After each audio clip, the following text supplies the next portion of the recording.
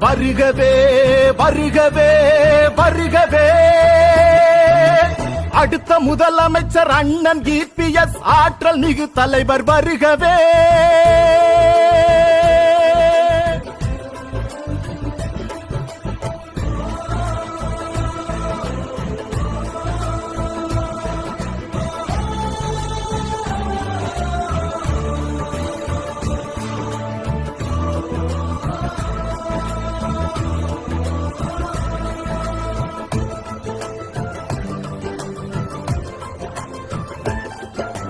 மக்கள் எல்லோரும் வியந்து பாராட்டும் மாநாடு இது வல்லவா, எழுச்சி மாநாடு இது வல்லவா.